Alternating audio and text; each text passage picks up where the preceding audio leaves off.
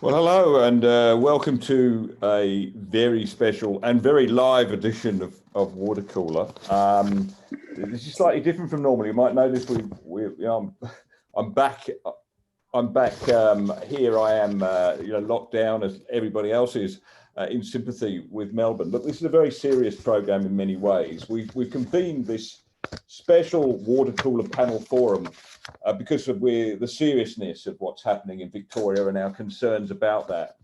There's a number of threats that Victorians face, and by extension, all of us. First, of course, is the threat to public health, which has been made much worse by the bungled operation of the administrators in the quarantine and some of the things around aged care. We'll be talking about that later. There's also the threat to jobs, to wages, to futures. That's what we often call the threat to the economy. But of course, the economy isn't an impersonal thing, it's about real people. And there's this assault on the fundamental principles that we've built and lived by in this country for 200 and odd years. And look, I'm not trying to be dramatic here. I just think that when you depart from some of those principles, it's pretty serious. We're appalled at the suspension of democracy there, the fact that the emergency powers are in place and have been in place for so long. We don't know for how long, meaning effectively that there's no cabinet, there's no parliament as a check and balance on the government. We want the restoration of our freedoms. We think that the first curfew ever in the history of Australia and a whole long list of other things that have been imposed are a stretch far too far. And we want government to be accountable. So that's the theme for this evening. It's a live event. In a moment, I'll be crossing to James Matthias there in Melbourne to see what's going on. Just having a look, is John Roscombe on the call yet? So we're very proud to say that the IPA have supported us in this venture. I can't yet see John, but we'll come back to him. So anyway, look, it's all about Melbourne. It's about hearing from you. We've got some guests on to give us some insights, mainly from Melbourne. But we want to hear from you. We want to hear about the consequences of this lockdown for you and whether you agree with us that really we have to rein it back and we have to get back to a more normal form of government. So after that very serious start, James, welcome. You're there in Melbourne. How are things down there? It's pretty dire, Nick, and we're also joined by John Roscombe in Melbourne as well. He's on the line. Hello, John. I can see John. Hello, Nick. Hey, welcome, John, and thank you for helping us support this event as usual. This goes back to a conversation I think we had more than a week ago when we spoke on the phone, both appalled really at the extent to which we'd allow our freedoms, our democracy to be eroded for no clear gain. It really is quite concerning, I think. I think that's right, Nick. And before we start, let me, on behalf of the Institute of Public Affairs and all of our members, congratulate you and what the Menzies Research Centre have done over these last few months, the initiatives of your Watercooler discussions, your emails, your engagement. It certainly provided a little bit of a model for the IPA to aspire to. But you're right, Nick, in Victoria and in Melbourne, where I'm speaking to you from at the moment, we're suffering an 8 p.m. curfew, 5 a.m. to 8 p.m. We're not allowed outside of our house other than for a number of very limited reasons. It's exactly as you said, Parliament has attempted to be suspended. The rule of law seems to have gone out the window. And something else that we might touch on tonight is, by and large, the lack of media scrutiny and accountability of what the government is doing. And for example, I'd be interested to hear what Bev might say about this later. It seems to us as Victorians that most of the coverage of the failures in Melbourne and Victoria are coming from interstate and from Sydney and Canberra, not from what we're hearing here in Melbourne. Yeah, well, we'd love to hear from you. Mate, return to you later if you can hang on that long. And thank you, John. In fact, you are the inspiration for us, but enough of that backslapping. Let's go over to Melbourne now, to James Matthias, and he's going to lead a conversation there. The forum for tonight it's a very open discussion. If you'd like to participate, then you'll see if you're on the Zoom conference, then you will see at the bottom of your screen a Q&A button. Press that, put your question or your contribution, because it's not just questions, we want to hear from you about what's happening. And if we can, possibly we'll get back to you, or we'll at least try and read out your point on air. We've got a lot to get through. We want to do this in an hour. So that's the protocol for this evening. There's also a comment chat. You can just add comments and talk as we go along. Those of you watching on YouTube, there's a comment thread there too, and we'll attempt to pick those up as well. But it's really about just getting some momentum going and to realize that there are many more people than we think who are concerned about this. But James, over to you. Let's hear about thank you. Melbourne. Thank you, Nick. Usually I have a more chirpish tone, but really the theme of tonight is democracy, freedom, and accountability. And on all three of those levels, we feel that the Andrews government has failed. Now, joining me as our first guest this evening is Bev MacArthur MP, the member for the Western region of Victoria. And Bev, just in thinking about this, across the world, all countries are facing this kind of pandemic, and all governments, as it seems, are opening themselves up to the accountability of the Parliament and the people. But yet things seem a little different here in Victoria. There is one committee called PAYAC. It's the Public Accounts and Estimates Committee here in Victoria. And this committee is somehow bucking the trend against the rest of the world. Can you tell us how? Well, absolutely, James. We're in the state of Dan down here, and it's not good. And the PAYAC COVID committee, which the government said that was the only way we could inquire into their extra expenditure and their extra controls over everybody's life, are meeting at the moment. But of course, it's government controlled. Unlike the federal inquiry into COVID, unlike nearly every other place in the world that's set up this sort of scrutiny, and not so in the state of Dan. It's a committee controlled by the government, and therefore the questions are limited.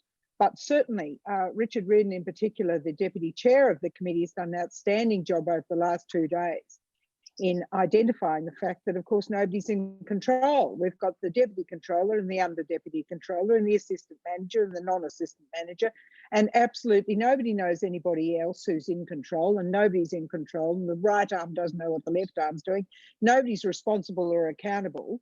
And so we've got this passing of the buck on this extraordinary situation of hotel quarantine, which turned out that chili flakes and toys were more important than making sure security guards stayed in the corridor and not in people's bedrooms, and that they had some sort of form of sanitisation happening. It was like Camp Melbourne, it appears. And so, but nobody's responsible. It's extraordinary. And of course, Bev, when people start to ask questions like, for instance, the incompetence that we've seen with the hotel quarantine fiasco, the government sets up a committee and says that all questions, an inquiry, they said a judicial inquiry, but of course, they couldn't answer questions for a week because it was a judicial inquiry. And then the person running the inquiry says that it wasn't, and they could answer the questions on it, but still they refuse. Is that what we have to get used to here in Victoria? And is that acceptable? Well, look, I think, President Putin would be proud of what's going on here in Victoria, because there's absolutely no scrutiny whatsoever. And yes, I think they set up this inquiry, which Judge Coate has rightly told them is not a judicial inquiry. They keep referring to it as that, and that'll find all the answers. Well, if we've got to wait several months for the judge to find the answers, heaven help us. We need to know now why we're in this diabolical situation, which is just wrecking people's businesses and lives. It's shocking. And more shocking than that, Bev, is that for very few times in Australia's history have we ever seen food rationing. Now, across Victoria at the moment, we're seeing some kind of food rationing, especially with abattoirs and the meats that we could buy. Essentially, Daniel Andrews said a week ago, you will be able to buy meat, but maybe it's not the type of cut that you'd like. Your electorate of Western Victoria has very many abattoirs. In fact, that they make a large percentage of the production of meat in Australia. What's been the situation there, and are they none the wiser at the moment as to whether they can operate and in what conditions? Well, it's total chaos, James. And I got a notice today that the minister is suggesting that they can work one day on and one day off. You know, I did write to her and suggest that this ridiculous idea that they could cut production by a third was not like, you know, turning the barista machine on and off to get your soy latte. In manufacturing production, you've got lead times and all sorts of activities. We've also got the situation where farmers have got to get rid of the stock like now, not one day off, one day on, or in 6 months' time. You know, lamb becomes mutton pretty quickly. But the main abattoirs in Warrnambool, Midfield Meats, were amazing. The first they heard of a meat inspector that had been at the Colac abattoirs, they said to DHHS, well, perhaps we should close down and test every. Oh, no, keep going, they said. But they took it upon themselves to close down. They tested over their 1,000-man workforce, and the Warrnambool Hospital did it, and they did it very quickly. They found there was not one case, but still we're in this situation where the abattoirs can't work properly. This virus is here to stay for a long time, I would suggest, and we have to keep the production of food and fibre and everything else going. Well, see, it continues that the incompetence starts from, you know, the get-go across this. Bev, many of our viewers would lament the fact that in the early 90s, Victoria was labelled as the rust bucket state. And that was because the government deficit was around $2.2 billion. Government debt was at $39 billion. Our manufacturing sector had been hollowed. From me to you, does there seem to be a resemblance between Victoria being called the rust bucket state in the early 90s and what we're seeing at the moment? Well, James, I think, you know, a rust bucket is probably minor to what we're going to face down the track. We're not just going to be in the sort of single digit numbers of debt. We're going to be in multiple figure numbers of debt. I mean, today at PAYAC, they can't tell us how much they've even spent on hotel quarantine at the moment. Who knows how much this is going to cost the people of Victoria and indeed the people of Australia, because at the moment, taxpayers across Australia are picking up the tab for this extraordinary activity that's gone wrong in Victoria and their approach to solving it. Yeah. Well, Bev, anecdotally, the last bill of consequence in this pandemic that the Andrews government passed, and you were answering many questions, asking many questions over many hours, trying to drill the government on this, was a bill to allow law firms in Victoria to charge contingency fees, that is a commission on the class actions that they run for more profit. They passed that bill as the last bill of consequence before they've essentially suspended the parliament indefinitely. Now we're seeing today reports that a class action could be run against the Andrews government for its incompetence and negligence. Do you think they would now regret passing that bill as the last bill of consequence, rather? Well, be careful what you wish for in this space. Look, they've opened the door to this. And, you know, I wonder if their great mates at Maurice Blackburn will be a party to this. After all, we've got Mr. Bracks running that show, and he's also running the Labor Party. And certainly this government needs to be held to account for the loss of business and employment that's occurred across the state. And, you know, I'll look forward with anxious anticipation about a class action against this government for the loss of lives and livelihoods that they're totally responsible for. Yeah, but can I just say, in the middle of this hopeless situation, we saw an ad that they've just put out for the Director of Inclusion and Intersectionality in the Department of Justice and Community Safety. Now this is in the range of 192,000 to 249,000, and it describes the job of elevating and broadening the department's approach to inclusion and intersectionality and developing and implementing strategies to ensure justice systems are inclusive and equitable. So at this time of complete chaos in this state, we can still embark on, you know, yet another job, yet another quango to meet their ideological agenda. What a disgrace. Bev, it's unbelievable, and we could talk all night on this. We're going to bring you back at the end when we throw it over to our guests for more questions. But now I might move on to Christy McSweeney, and Christy is the CEO of the PR Council. Christy, you there? Thank you for joining us. Are you still on mute, Christy? Oh, there we go. Thank you. It's lovely to be here. Thank you for inviting me, James. Thanks also to the IPA, hi John, and recognition to Bev for all her hard work and for turning up here to speak to people at her busy, outside of her busy PAEC schedule, holding the Andrews government to account. And doing so well. Christy, you're the CEO of the PR Council. So I might turn our view to how you think that the coalition here in Victoria can reclaim government in 2022. Are there any specific policy areas, noting that small and medium enterprises currently employ more than 90% of Australians across the board? Are they the key to getting out of this, especially for Victoria? I think there's a significant mood among Victorians in the small business sector. They're angry, and a lot of them, even if they're not political, they're really angry about the impact of their business, because they're sitting here looking at Melbourne and Victoria now being isolated and alone in this economic ruin compared to the rest of the states, where they can see the New South Wales economy ticking over.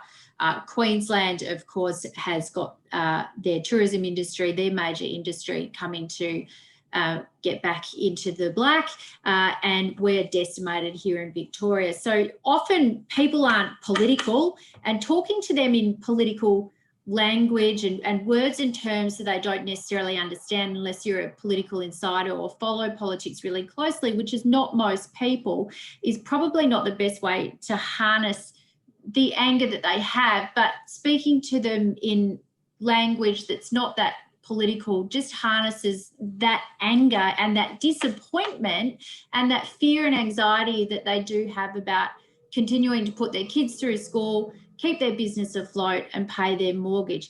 Up until 2018, Victoria was actually leading Australia in opening up the most small businesses. In the year 2018, we actually had 4.8% new business growth in this state. That's obviously now going to be on a significant backwards trajectory.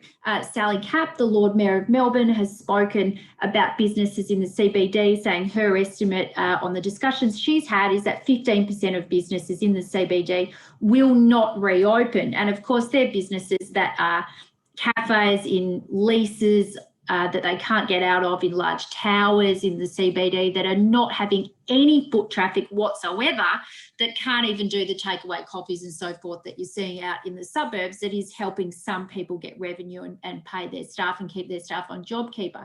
Those CBD businesses have closed.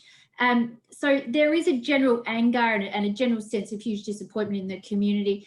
The coalition here in Victoria has marginal seats to win back. And lucky for us, they are marginal seats filled with small business owners. Some of our most marginal seats that we need to return to the Liberal Party are ones we've A, won before in the Ted Baillieu election, and B, are full of local strip shopping malls and shopping strips that are multi-generational small business owners. And what that means when they're multi-generational is they quite often own their commercial premises.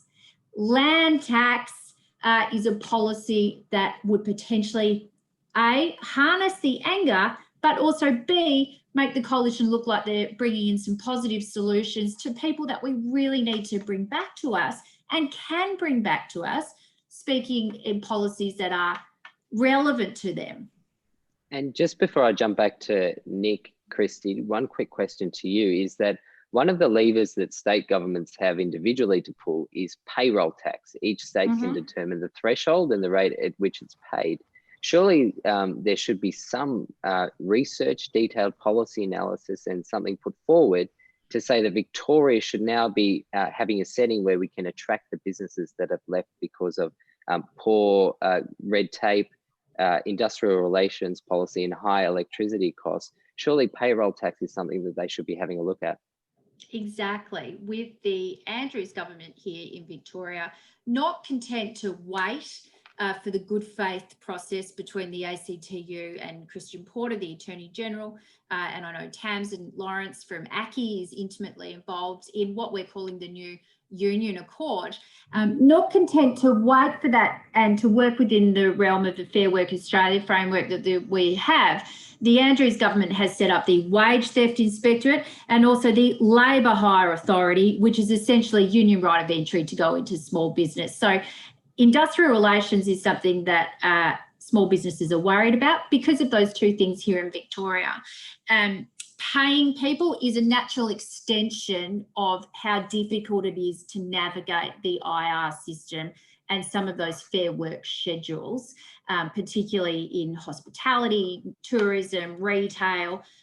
It's a minefield, and the Andrews government has made that harder. So that's a wider argument, but hinging onto payroll tax is part of that argument, just saying, look, we're going to make it easier for you to navigate the laws and for you to pay people, and whether it's altering the percentage or the threshold. The threshold here in Victoria is 650,000. The threshold in New South Wales has just been lifted to $1 million.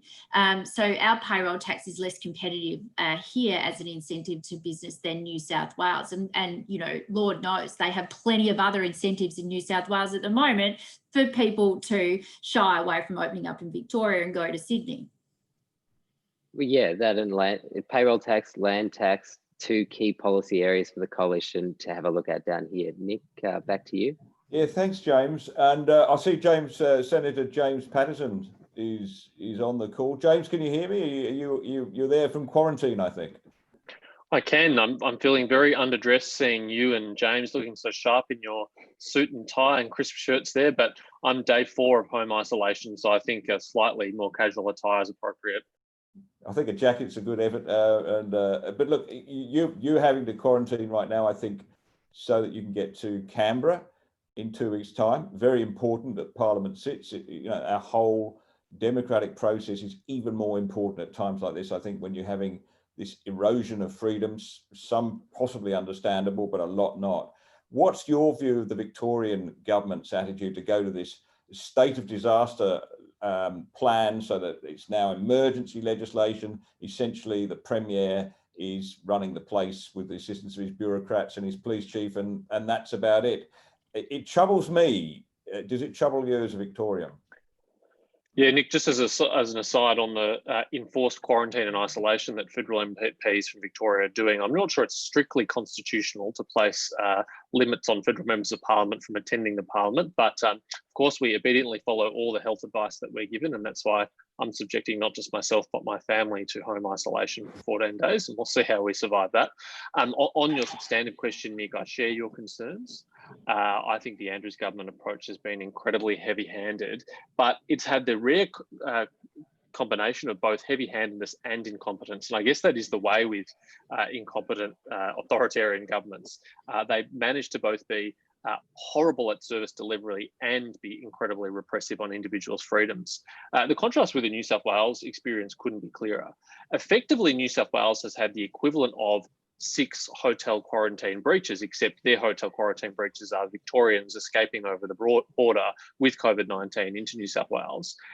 And yet, despite that, they've got on top of it. They've got on top of it quickly. They've tracked them, they've traced them, they've isolated their contacts. And they haven't had to institute, so far, touch wood, any of the heavy-handed tactics that the Andrews government has put in place in Victoria. But what the Andrews government has done, other than these very severe lockdown measures, is that they've failed to do the tracking and tracing that they promised that they would do. They weren't up to speed and ready to go on that. They've failed to use all the tools available to them, whether that's the ADF, which they declined to use, or the COVID Safe app, which they stopped accessing for a number of weeks. New South Wales has used the app to successfully identify a number of close contacts of people who contracted COVID-19, but the Andrews government decided in their wisdom not to do it. And they've detained not just all Victorians in their homes in incredibly draconian circumstances, but people in public housing in brutally difficult circumstances, really abridging their rights and freedoms. And as a result, we had the worst outbreak in the nation. I think we will look back at this period in Victoria in particular as one of the greatest public policy failures since Federation. Their incompetence has wreaked massive damage on our economy and society, and I think we'll all be picking up the pieces for a generation to come. Well, thanks, Senator. If you can stay on, we may come back to you later, but we're going to move along. James, one of the things, of course, the very real thing, we said earlier, people say, damage the economy. What does that mean? It means jobs, livelihoods, it means businesses. I think you've got Tamsin Lawrence there from ACCI who's going to contribute to this. Yeah, thanks, Nick. I've got as our next guest, Tamsin Lawrence, who's the Deputy Director of Workplace Relations at ACCI. But before I go to Tamsin, I just want to highlight that the three key industries in Victoria are retail. They make up almost 11% of the employed population. Manufacturing, again, almost 11% of the employed population. And accommodation and food services, they make up 6% of the entire working population of Victoria. Now, those three areas have been decimated by these stage 4 lockdowns. Tamsin, at the Australian Chamber, Tamsin, you would be seeing full force what these stage 4 lockdowns have been doing to people employed within those areas. And now we're 1 week into this stage 4 business lockdown. Is there still confusion from businesses as to whether they can even operate? Oh, well, James, thank you so much for having me. It's wonderful to be here. But yes, safe to say it's been confusion from day one. They could not have made this more difficult for business owners. And at the Chamber, we have probably never received the onslaught of both feedback and questions. I'm sure everyone's aware that the permitted worker arrangements and the list of accepted industries that could remain open was only published online at 10 minutes to midnight before it was meant to take effect. And we had the minister tweeting about it on Twitter to share it with everyone 45 minutes after it had already taken effect. The website crashed consistently the day of it taking effect. We were told that it was about a 2-hour wait on the phone lines for people to find out whether their industry was kind of in or out. What people probably don't realise as well is that there was so little consultation with people and with industry about what would work and what wouldn't work with this stage 4 lockdown, that we're actually on the 4th edition of the permitted industries list. It keeps being amended because they just didn't ask or consult. I know Bev was talking about the abattoirs earlier. Simple thought process like all of the chickens that have been slaughtered will actually go off by the time that they get processed hadn't been thought.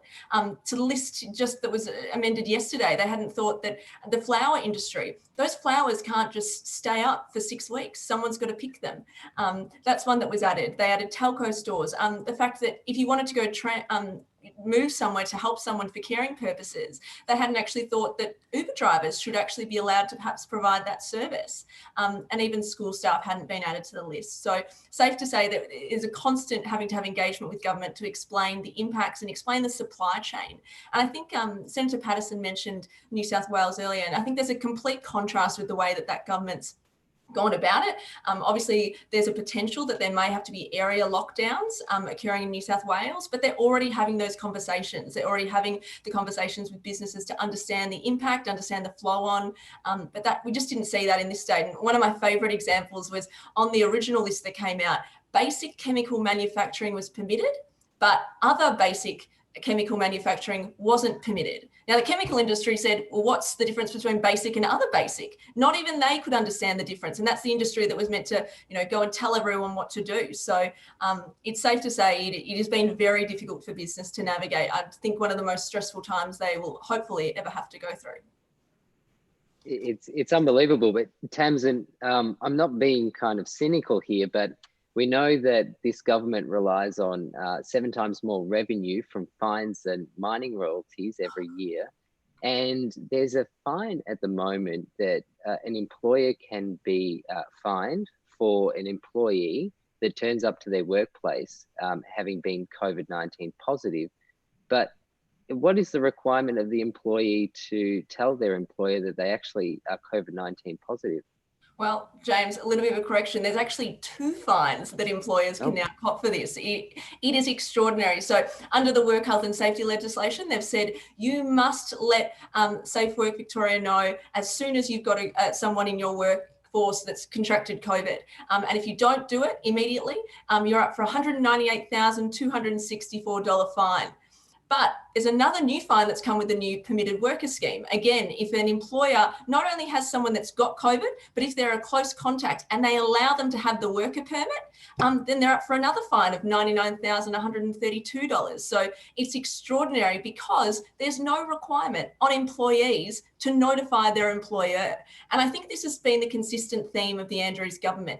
All of the blame, all of the responsibility has been levelled at the feet of employers. And bear in mind, I know Bev touched on it earlier, the industrial manslaughter legislation. If one of their employees comes to work with COVID and unfortunately perhaps another of the staff members contracts COVID, they're potentially up for industrial manslaughter and jail time. It's just insanity. I think a lot of people are really questioning with this kind of, level of responsibility being put at the feet of employers with so little ability to control what's going on. How worth it is it to stay open at the moment? It's a real tough one. Yeah, it's just remarkable. Tamsin, something that's near and dear to my heart, having worked for the Federal Minister for Apprentices for 2 years, is apprentices are vital to this country, and more so that they employ many, many young Australians. And 90% of young Australians who complete their apprenticeship go straight into employment. And the apprentices that we do have in this country, in Victoria especially, are bridging the skills shortages that we have. But one of the perverse things of this stage 4 lockdown is that we're seeing 90% of employed apprentices through group training organisations not being able to work. What's the practical effect on the ground to that? It is being one of the saddest results of this decision of the permitted worker scheme. Unfortunately, the way that things have worked out, from our membership, they've been suggesting to us that 90% of them currently can't work. There's also questions about how they can be eligible for JobKeeper, and it's quite a complex process to work through. But I think I'll actually read you out, James. I thought this was some feedback that we got from one of the GTOs, and he said, even if you tried really hard, you couldn't design a less optimal policy and procedural setting to help apprentices through this crisis if you tried. It's a really sad circumstance, particularly as these apprentices are often learning skills that we have such great demand for. At the moment, gas appliance servicing is incredibly needed. A lot of these apprentices are learning to do circumstances preventing contaminated water mains and ensuring we have tempered water in our hospitals. But all of this can't go on at the moment because no one's actually thought through the practical implications of the limitations, for example, on the construction sector. And obviously apprentices are kind of the first in line to get laid off in those circumstances. So it's really disappointing because we will need so many of these apprentices at the other end. And we know that youth have been hit the hardest as a result of COVID. And it's really disappointing that there was no thought given to how those people could be utilised, particularly as many of them are providing essential services and doing essential work. So I'm all with you, James. It is a deeply disappointing result. Thank you, Tamsin. And just before I hand back to Nick, I'll just inform all of our Victorian viewers that the curfew has hit, the Dan Andrews curfew has hit. So Dan says you can no longer go outside of your home. Nick, back to you. I think you're on mute there still, Nick.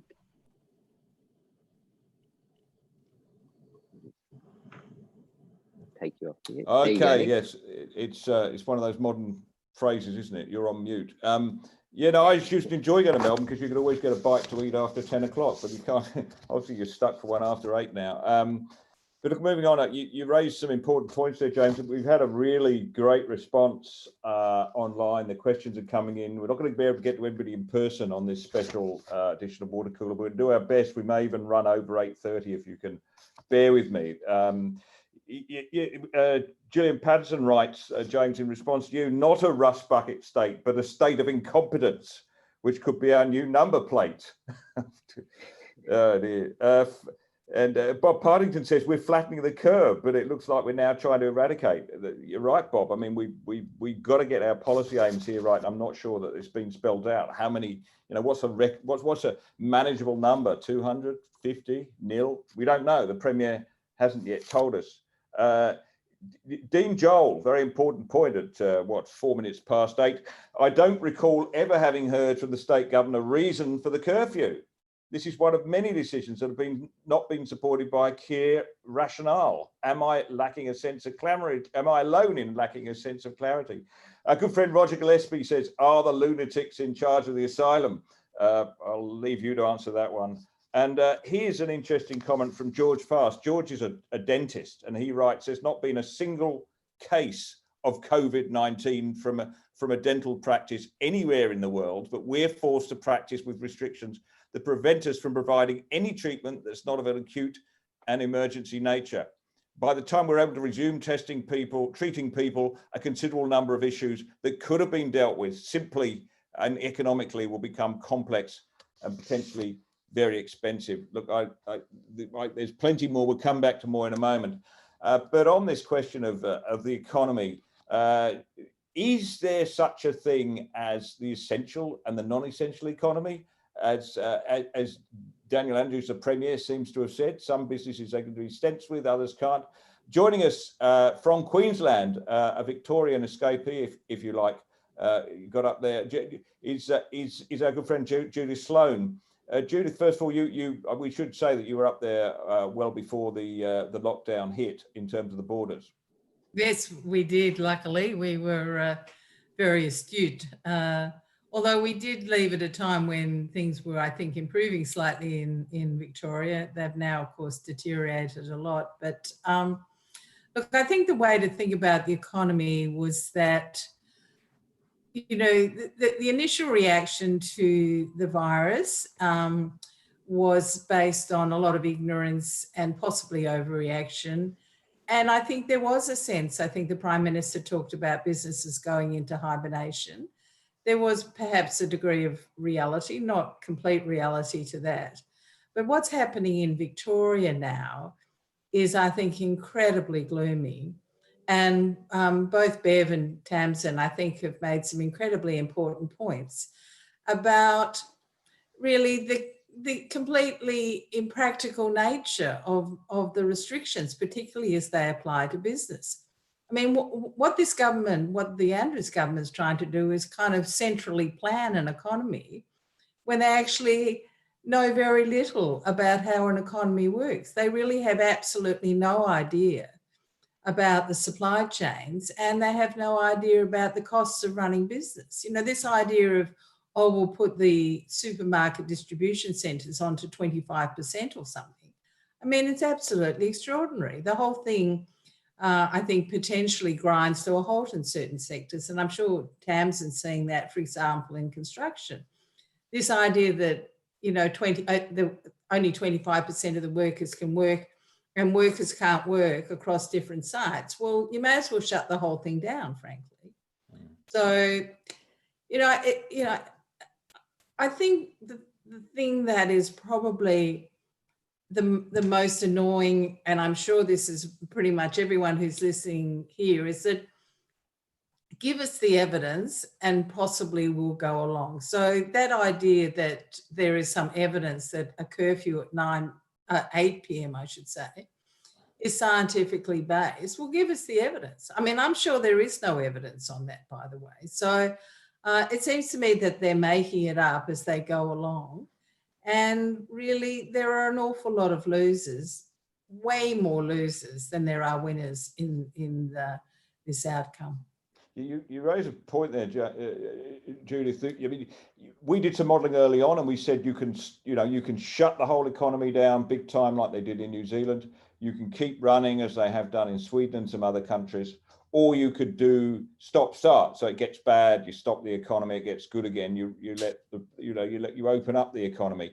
And the modelling showed that middle one the last one was the worst, to stop-start, because I guess business has got no certainty. They don't know where they're going. They don't know what to do with stocks. Yet that's what we're in, right? We're in this stop-start thing where nobody has any degree of knowledge as to what's going to be happening in 4 weeks' time. Well, I think, uncertainty is the enemy of business. And, Tamsin also, I think, made some very important points about, and Christy too, about the sheer difficulty of operating as a business, in relation to the industrial relations impositions. I mean, it's not even clear what businesses are allowed to do and what they're not allowed to do. And I mean, I'm glad that both the industrial manslaughter and the wage theft interventions that the Victorian government has cunningly timed for the middle of this year. I mean, that really, I think, creates a tremendous amount of fear for businesses. I mean, I think it's great in Victoria because if you murder someone, you probably get 10 years. But if you're found guilty of industrial manslaughter, you could get 25 years. So, you know, it's a really, it's a profoundly anti-business attitude.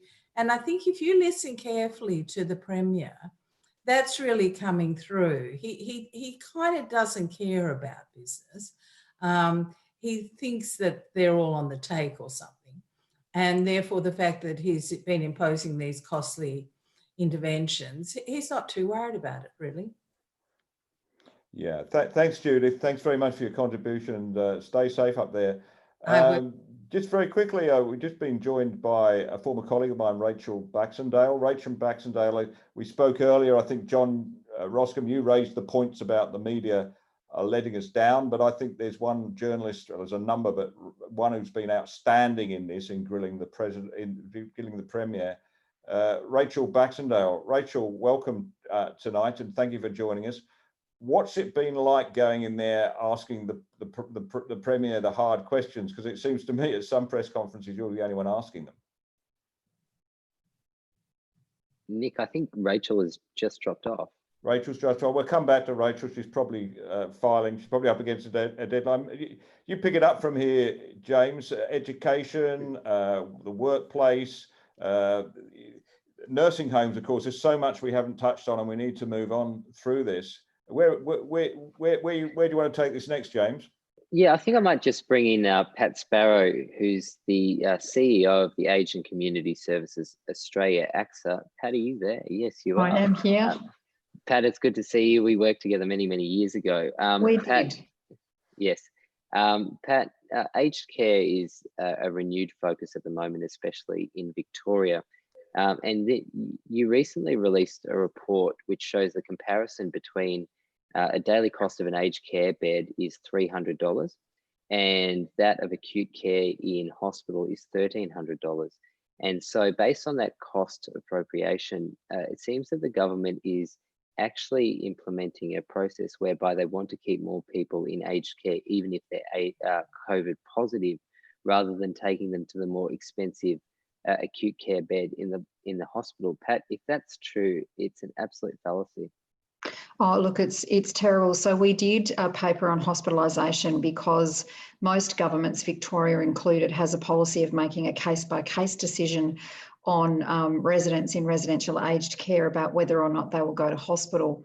Our policy has been asking the government to do what's happening in Queensland and South Australia, which is particularly the first cases of people who are diagnosed as COVID positive, that they go to hospital because they'll get the best treatment. But also what it hopefully allows us to do is to try and stop the spread in a facility where we might have another 100 people living. And this has been done in places like Taiwan and South Korea. It's been done in other countries to great effect. And I think we saw in Dorothy Henderson Lodge, which was the first place in New South Wales to have an outbreak, that's what happened.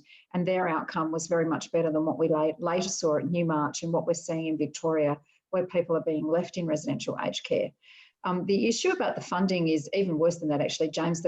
The acute beds are costed and funded at around $2,000 a day. The $1,300 figure is from what's called subacute, where a lot of older people will go after they've been in hospital before they go home. And then you've got aged care coming in at $265 or $300 a day. I'm not raising that to complain about the funding, but the issue is that what it does point out is that we actually can't do what a hospital does.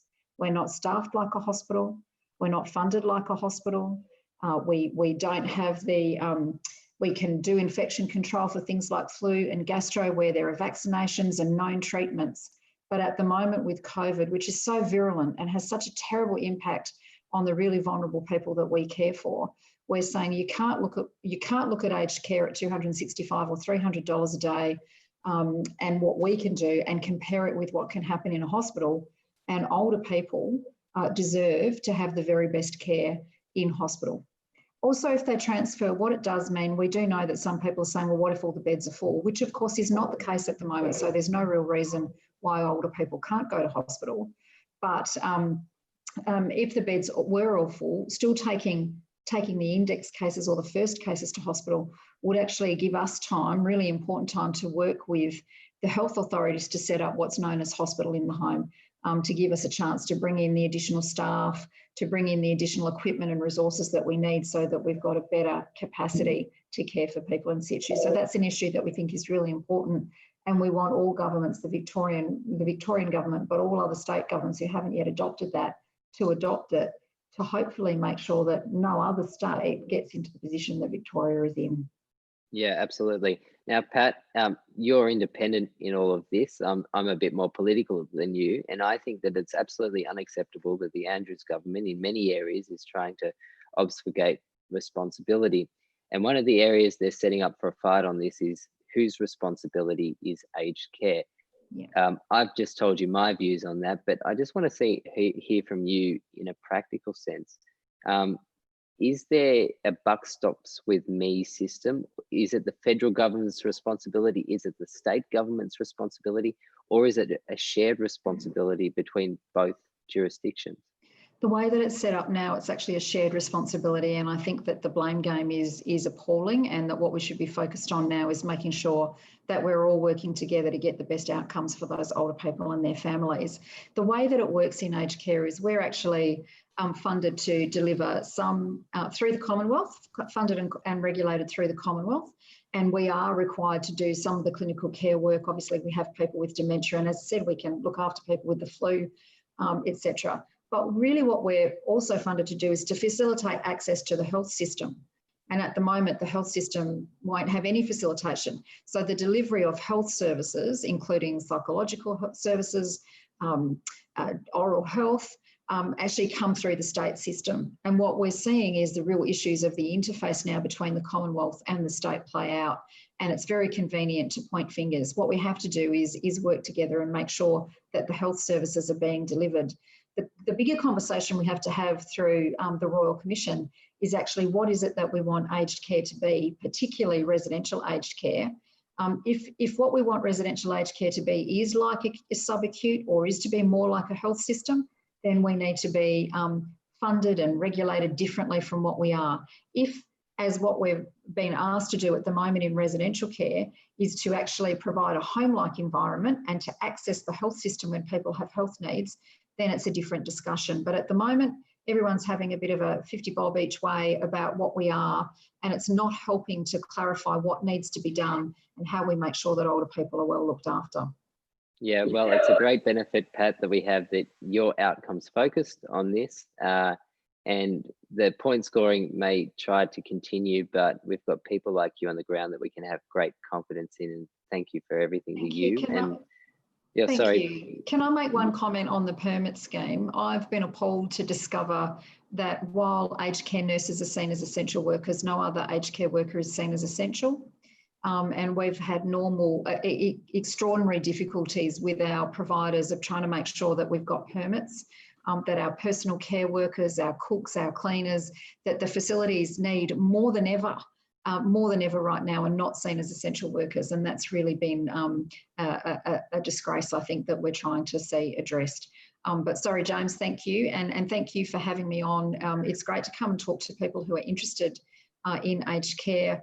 Unfortunately, mostly people are only interested when things aren't going well. And what we really need is for the Royal Commission to bring everyone together to have a proper community conversation about what we want to see aged care deliver into the future. Yeah, absolutely, Pat. And it's such an important sector for the most vulnerable in our community in some senses. So thanks for joining us, and please hang around for the discussion later.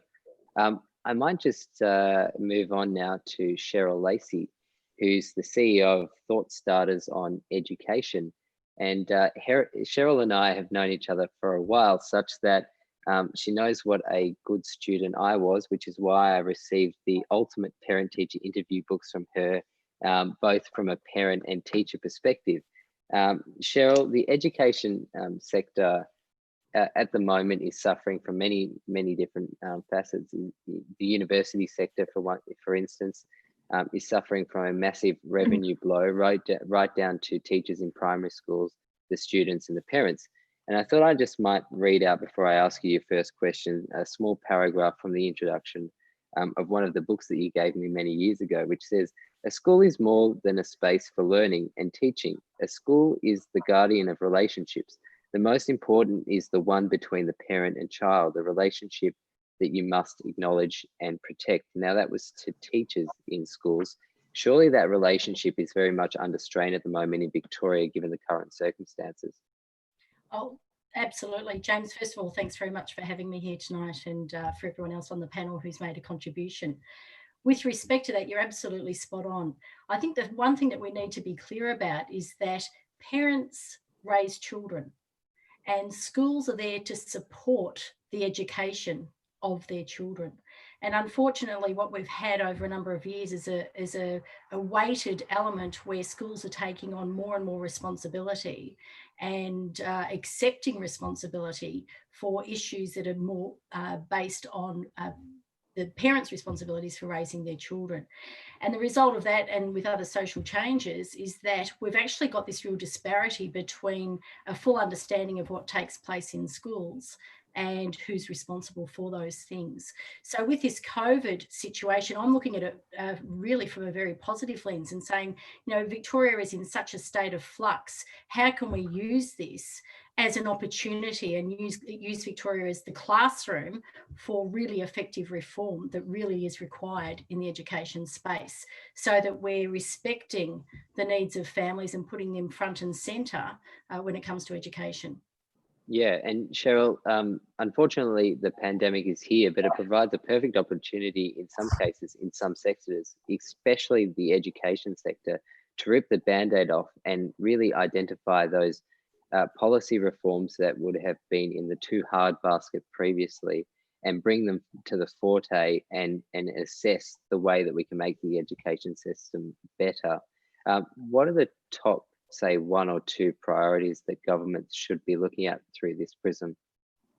Well, one of the biggest dilemmas we face is that we actually have no genuine measure when it comes to education. So if I could just refer to, for example, our curriculum, for instance, which is usually the one that comes up all the time with reform and what needs to happen. We have an Australian curriculum that by the time it's delivered by the teacher in the classroom, where you've got that student-teacher relationship, what was intended and what is actually delivered are, you know, very rarely the same.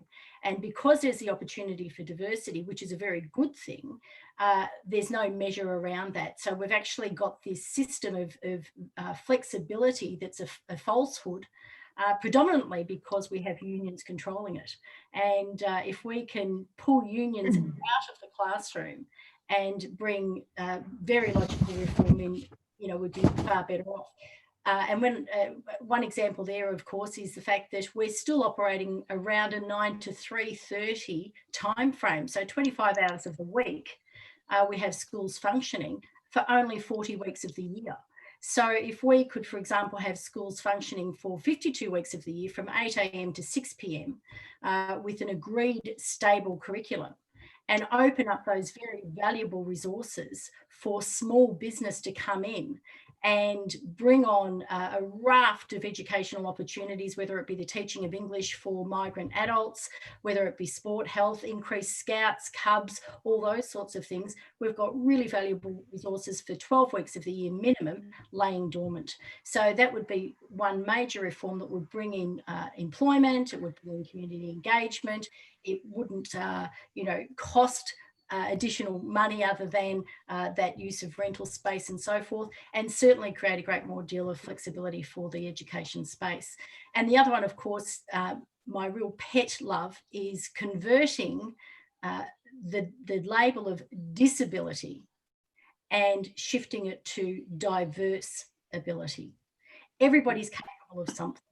And when we get locked into this disability concept, once again, back to measure, what we're really doing is suggesting that one element, or perhaps even one geographical location, has greater value or merit than another. So if we were to take that out, regional areas would be able to flourish.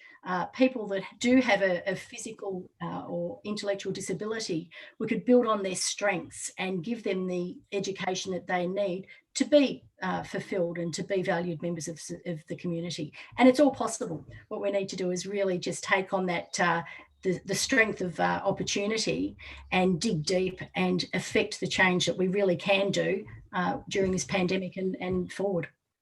Absolutely. There's so much there. There just needs to be the appetite to take it on by policymakers. Thank you so much, Cheryl. Now, I might go to our first audience member who's probably very unaware that I'm going to ask him a question. John Lloyd, you're on the screen there. Hello, John. I'll just unmute you. John, my question is very straight up and down to you. In your previous life, you were the Public Service Commissioner. You oversaw the dealings of the public service and any failures or positives and tried to put them on the straight and narrow. John, if you were in the same kind of role here in Victoria, whatever it may be called, there's a commissioner for everything down here these days. How would you go about ensuring that the failures that we've seen, especially by the public servants, could not happen in the first place and could never be repeated? Well, James, it'd be very challenging. You'd have to have, I think, if you like, emphasise the need for the public service to be impartial. One of the things that's very disappointing in Victoria is that the public service is very partial, very committed to the spin the government puts out, to be efficient and effective and professional. And frankly, you just don't see that. And the failures of the manifest failures in this hotel event are just shocking. And I think it's because they've lost their way.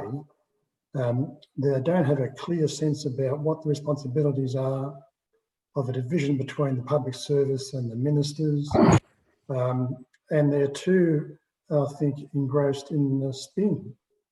And that extraordinary clip from the Global Victoria this week, where the CEO said that she found the exercise rewarding, is just beyond belief that public servants would think that they have to go out and share amongst themselves their achievements in a video like that. I mean, they've lost their way. So you just need some clarity, some strength, cohesion at the top to say, we have a public service, we're independent, we'll discharge our responsibilities properly, and make sure that government gets frank, fearless advice, and we concentrate on being professional, keeping a lower profile, doing a professional job, getting on with it.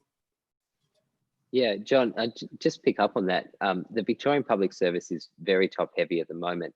The statistics that underline it is that Andrews has added 46,000 public servants to the payroll over the last 4 years.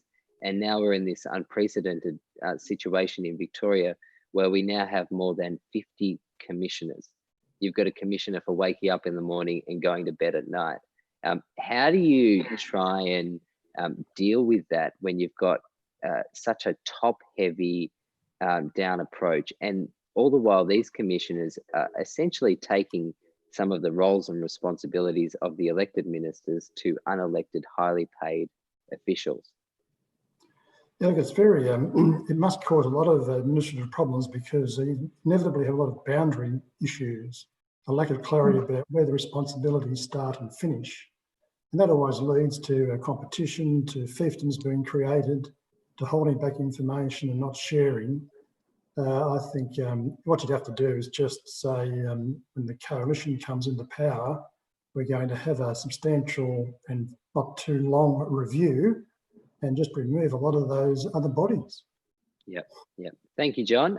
We've got George Fast, who's been eagerly waiting to ask a question. So I just might unmute George. George, you're unmuted. Would you like to ask a question of the panel? Yes, well, it's more by way of a comment. Following on what Pat Sparrow said, when you have half the responsibility for a quarter of the outcome, then it's very easy to push the blame onto someone else, and this government seems to be extremely good at that. Would you like to respond, Pat? Oh, well, I suppose I'm nodding my head. I'm sort of agreeing. I think it's really unfortunate that that's the state we're in. I mean, the Premier said recently that people in residential aged care are Victorians, but I'm not sure that they're being fully treated like Victorians, and it's a real problem that, you know, the Commonwealth and the state are doing this. And particularly, you know, oral health is another area really that's a problem where it's not properly, the responsibility for that in residential aged care is not properly sorted between the Commonwealth and the state, and we get the same thing, the finger blaming, and all the time it's older Australians who deserve to be treated much better who are suffering as a result. Thank you for that, George. We might. I think we've got some background noise there. I think we might move on to our next question from one of our audience members, Peter Fenwick. Peter, I'll take you off mute. Are you there, Peter? No, it's not quite working for Peter. John Roscombe, I might jump over to you. You're on mute as well if you might want to take it off. Are there any observations you've had from this evening's discussion? There we go. No, look, it's been a terrific discussion, and I think what we've identified is government incompetence, misfeasance, the implications of a very centralised government. But we also have the question of how has this been allowed to occur? As we've touched on, we have a media, and as Nick said, other than one or two examples such as Rachel Baxendale, that have largely supported the government so far. The Premier's approval rating is still relatively high. Have we lost any understanding of what our freedoms are worth, what private enterprise does for the economy? One of the things that I've struggled with is that Daniel Andrews' approval rating has been relatively so high for so long that people are very reluctant to admit they've got it wrong. We need to remember this government came in on the basis of an untruth. For those who aren't Victorians, you wouldn't be familiar with the fact that the Premier said he could cancel a $1 billion contract without costing any money whatsoever. He was completely wrong. There was $1 billion in payment, and the contract was in fact much more than $1 billion. And for every year since then, we've had scandal after scandal. We have had incompetence after incompetence, and now Victorians are paying the price. Yeah, that's John, exactly right. Nick Cater here, John. I know that you, like us as a think tank, you were worried, as every not-for-profit must have been earlier in the year, that, you know, it's very hard to raise donations in this time. But I think you found, as we did, that people have been enormously generous with donations during this period. And my suspicion, I'll be interested in your thoughts on this, is that they can see in COVID-19 so many dangers to our values and our principles that are cropping up. Clearly in Victoria, even before we move to the Black Lives Matter movement and everything that's there that's illiberal. Is that your sense, that people are perhaps more concerned than ever that we need to defend our values? Nick, that's exactly right. And they can see how relevant what we and the MRC have been talking about. Last financial year, the IPA had its most successful year ever in terms of donations. We're now approaching 6,500 members. People understand the rule of law. People understand now the concept of Black Lives Matter protesters being allowed to protest with a nod and a wink, whereas people who similarly want to protest now are having their homes raided and they're arrested. They see the double standard. They see our conversations about the rule of law, about democracy, and they also see, really importantly, and this has been touched on tonight, and it's so important, the impact on young people and the impact on the private sector. We are living under a Premier who's never had any interaction with the private economy. And the long-term consequences for Victoria and the private sector are very great indeed. If you are under 25, you would absolutely have no reason to vote Green or Labor anytime for the next 10 years after what together these political parties have done to your career. There are huge opportunities now for us to talk to young people in a way we've never been able to before. Thank you, John. We've gone a little bit over time. We'll probably come back to you, James, just for some concluding remarks. And Sonia Buckley writes, the police having extraordinary powers is disturbing. Seeing footage of a woman being strangled by a policeman for not wearing a mask when she had an exemption. Watching people turning against each other. Victorians are feeling disillusioned with all politicians. What can we do to restore our faith in the system? Seems we're living in a system of tyranny. From our friends Mimi and Willie Packer. Willie, I suspect, wrote this one. It's under both their names. Over in West Australia. Thanks for joining us, Willie. We lose 300 people on the road each month or thereabouts, and we don't go into lockdown. This disease has little effect on people under 60, less than the flu. Should we adopt the Swedish system and let the world work and protect older generations properly? You're right, Willie. I mean, right at the start of this crisis, we had limited information. It seemed like the death rate, the fatality rate was going to be extraordinarily high in the tens and hundreds of thousands. It's turned out to be, despite what's happening in Victoria, less fatal, less deadly. And as Henry Ergas wrote in a report for the Menzies Research Centre last week, we need to adjust our response according to the risk. James, I wonder we just make. I can see Peter Fenwick sitting there very patiently from Melbourne. Peter and I have been exchanging comments about this all week. Do you want to maybe see if you can bring in Peter for a quick comment? Yeah, Peter, we'll go to you now. You're on the screen for one last question, and then I think we'll wrap up tonight's event. I'm interested in the future, and I'm concerned about the unemployment of youth. Generally, youth unemployment's about double the average unemployment, and the consequence of having high levels of youth unemployment tends to be antisocial behaviour. So I think we've not only got a responsibility to be able to find jobs for the young, but it's in our interest because we avoid that antisocial behaviour.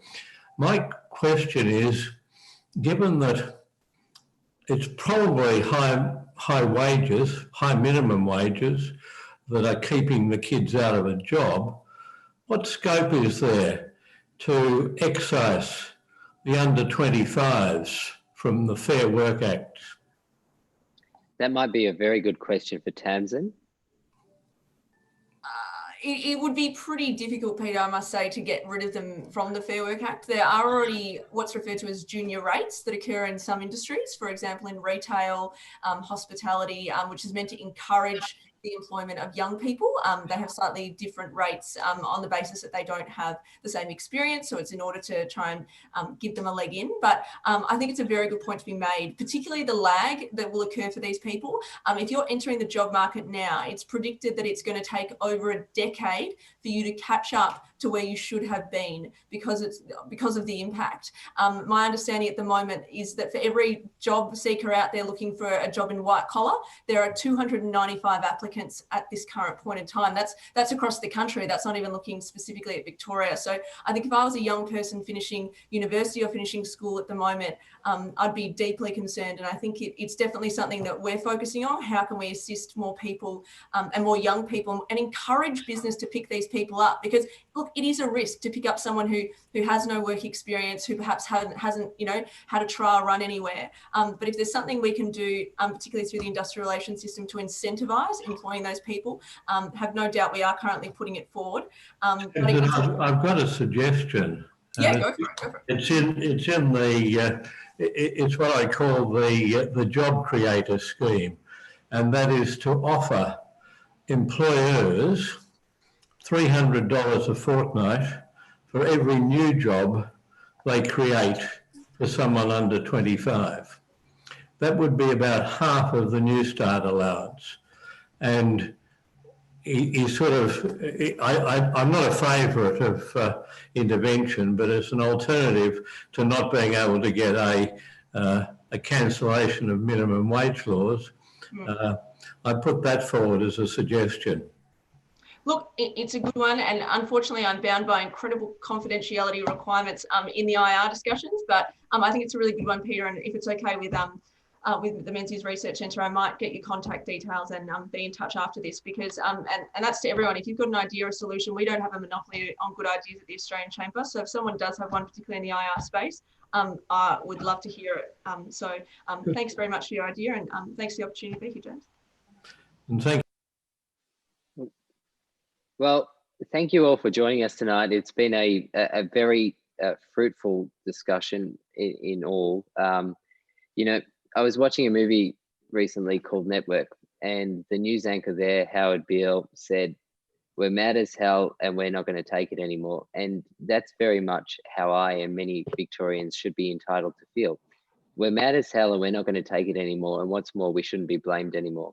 There is a government that has overseen the greatest incompetence of recent times. And for many young people like myself, Tamsin and others, their job prospects have been put back many, many years. And more so, many people that have worked for many years in rewarding careers are now finding themselves at the prospect of being out of the job for the first time in their lives. The situation here in Victoria will go on for a few weeks now, if not months. And it's something that all the while we need to be having these discussions, trying to hold the government to account, and every little bit counts towards going towards ultimately ensuring that the people responsible for this fiasco are held to account. So Nick, I might jump back to you to close things off, but from me to everybody in Victoria, stay safe, and it's been great talking to you this evening. Well, thank you, James, and I think that all of us feel a sense of deep sympathy for what's going on down there. I think state origin hostilities have been postponed for the duration. We're with you on this, as the Prime Minister said. We are all Melburnians now. Look, thank you to everyone who's watching. Just a few points. First of all, thank you to John Roscombe at the IPA. And if you're not on the IPA's newsletter list, you should get on board with them. And if you're not on ours, then please do with us. MenziesRC.org. You can press subscribe, or you can press to register your email, and you'll hear about these events in advance. Or we'd normally do this. This is an exception today on Zoom. Normally we're on YouTube. And if you go to our YouTube page, Menzies Research Centre YouTube page, and you press alert, then you will always hear about these things coming up. And this has been a special for us. It's a different one. It's been a terrific success. You see, I've been struggling to read out all the messages that have come in, many people wanting to get on. And what that shows to me is that we're not the only ones that are feeling there's something deeply, deeply wrong about what's happening in Victoria. In many ways, it no longer looks like Australia. The way police have been empowered, the way petty bureaucrats at every level are making people's lives hell.